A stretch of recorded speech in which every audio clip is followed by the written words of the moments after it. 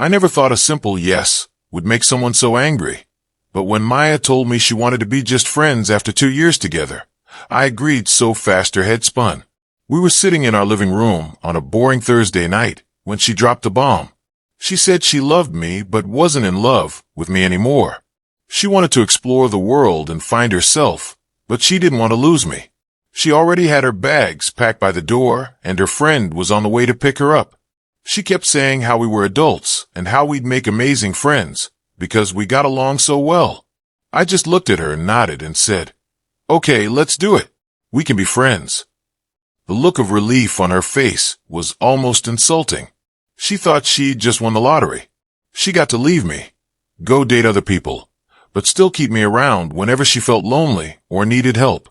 But I had a different idea of what being a friend meant. The very next morning, the game started. At 7 in the morning, she texted me asking me to drive her laptop over to her friend's house because she forgot it in the rush. I told her no. I had plans, and that I'd leave it at her office front desk on Monday. She flipped out. She asked what plans I could possibly have that were more important than her. I simply told her, friend stuff. She didn't like that one bit. A few days later, she invited me to brunch like we always did on Saturdays.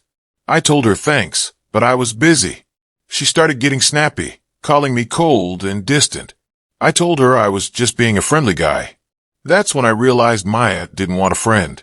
She wanted a boyfriend she didn't have to be loyal to. Things got even weirder when she showed up at the apartment while I was at work. She still had her key and helped herself to my groceries and even used my shower. When I found out, I didn't yell. I just called a locksmith and changed the locks. When she showed up that night and her key wouldn't turn, she pounded on the door like the house was on fire. I opened it just a crack, and she was shaking with rage. She called me petty for changing the locks on our place. I reminded her that she moved out and that none of my other friends have keys to my house. She looked at me like I just slapped her. She realized right then that the friend version of me wasn't going to be her doormat anymore. About a week later, our whole group of friends had a game night. I showed up alone, but Maya walked in with a guy named Leo. She made sure everyone saw them together, laughing way too loud and touching his arm every 5 seconds. It was so obvious she was trying to get a reaction out of me. I didn't give her one. I shook the guy's hand, said it was nice to meet him, and went back to playing cards. Halfway through the night, Maya followed me into the kitchen while I was getting a drink. She looked annoyed and asked me if I even cared that she was there with someone else. I just looked at her and said, why would I? You're my friend, and friends date people. It's totally fine. She looked like she wanted to scream because her plan to make me jealous was failing miserably. While Maya was busy trying to show off, her best friend, Chloe, was actually the one I spent most of the night talking to. Chloe had always been cool, but that night she was extra friendly. She was laughing at all my jokes and stayed close to me while we were hanging out. I wasn't trying to start anything, but it felt good to just talk to someone who wasn't playing mind games.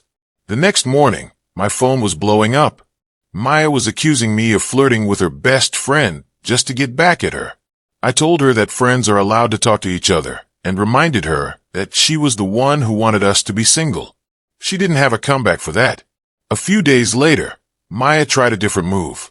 She texted me saying she made a big mistake and wanted to come over for dinner so we could talk about us. I didn't fall for the trap. I told her I was busy, but we could grab a quick coffee in public if she really had something to say. She got even madder, demanding to know what I was so busy with. I didn't tell her. Then, out of nowhere, Chloe texted me. She had an extra ticket to a comedy show and asked if I wanted to go. She even warned me that Maya was starting to act crazy about us being friendly, but she said she didn't care. I realized I was a single guy, and I actually liked Chloe's company. I told her I'd love to go. That's when the situation turned from a simple breakup into a total war zone. The date with Chloe was actually great. We laughed until our sides hurt, and for the first time in years, I didn't feel like I was walking on eggshells. When I dropped her off, we shared a kiss that felt real and honest. But the peace didn't last long. By Sunday morning at 6, someone was hammering on my front door like they were trying to break it down. It was Maya. She looked a mess, her eyes red from crying, and she started screaming that I was dating her best friend just to hurt her.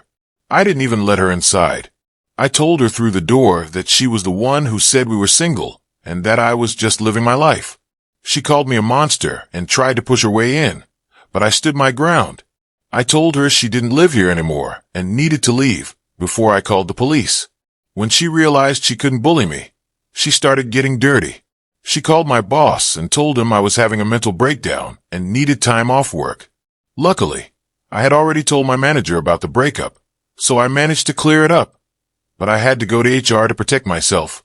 Then, she sent me a text saying she was pregnant. My heart dropped for a second until I did the math. We hadn't been intimate in over 2 months. When I told her I'd be happy to take a paternity test once the baby was born, she suddenly texted back, saying it was a false alarm.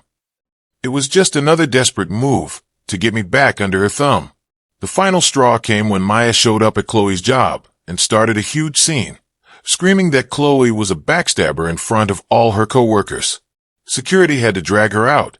That was the end for both of us. Chloe and I filed a restraining order, and Maya ended up losing her job because of all the drama she was causing. Last I heard, she had to move back in with her parents in another town. Chloe and I are still together, and it's the easiest relationship I've ever had. Maya wanted me to be her friend, so she could keep using me as a safety net while she chased other guys. She thought friendship was a way to keep the perks without the work. I just took her at her word, and in the end, her own plan was what ruined her. For more stories, please hit the subscribe button and turn on notification bell to get notified when the next video drops. See you there. Peace out.